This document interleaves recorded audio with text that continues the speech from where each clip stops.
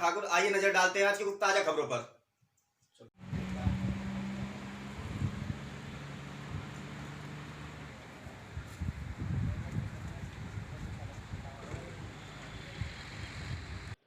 जिले में बाल विवाह पर रोक नहीं लग पा रही है। शादी के सीजन में हर साल प्रशासन कुछ नाबालिगों का विवाह रुकवाती है, पर अधिकतर परिजन अपनी नाबालिग बेटियों की शादी करा दे रहे हैं। ग्रामीण क्षेत्रों में अशिक्षा की जड़ें इतनी गहरी हैं कि बाल विवाह रुकने का नाम नहीं ले रहा। माता पिता की अशिक्षा और परंपराओं के कारण कई नाबालिगों का विवाह करा दिया जाता है।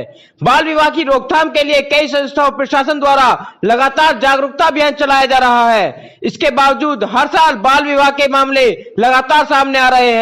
बाल विवाह प्रतिषेध अधिनियम के तहत इस वर्ष महिला एवं बाल विकास विभाग के साथ पुलिस व चाइल्ड लाइन संस्था ने मिलकर शादियां रुकवाई हैं। बाल विवाह पर जागरूकता लाने के प्रचार प्रसार के दावों के बाद भी अंचल में इसे लेकर इतनी जागरूकता नहीं आई है। सूचना मिलने पर कुछ विवाह तो रुकवा दिए जाते हैं, पर कई बाल विवाह के बारे में सूचना नहीं मिल पाती।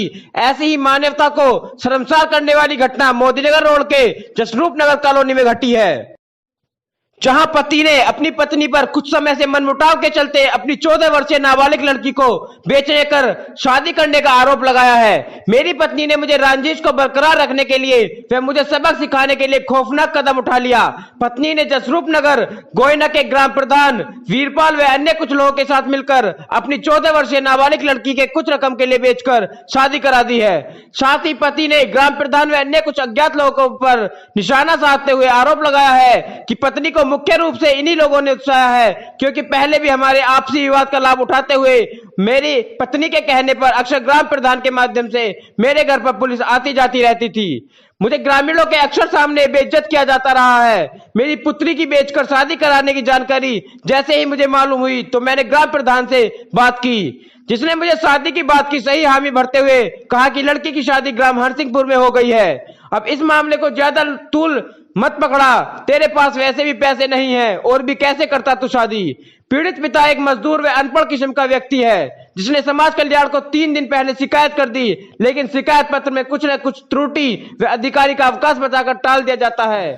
पीड़ित पिता व बेटे में हार कर थक कर मीडिया को अपनी समस्त जानकारी दी। पीड़ित पिता चंद्रपाल सिंह गोयना गांव का निवासी है। हापुड़ से संवाददाता विनीत कुमार ठाकुर की रिपोर्ट। वीरपाल प्रधान ने दोनों ने मिलकर नाबालिग लड़की की शादी करा दी। 14 साल की लड़की है, कुछ ले दे कर।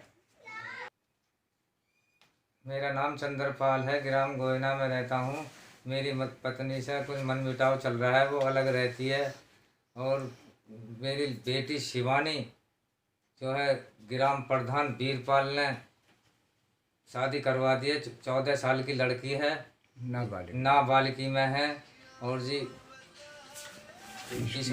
इसमें छानबीन की जाए और कानूनी कार्रवाई सख्त की जाए और अज्ञात लोग भी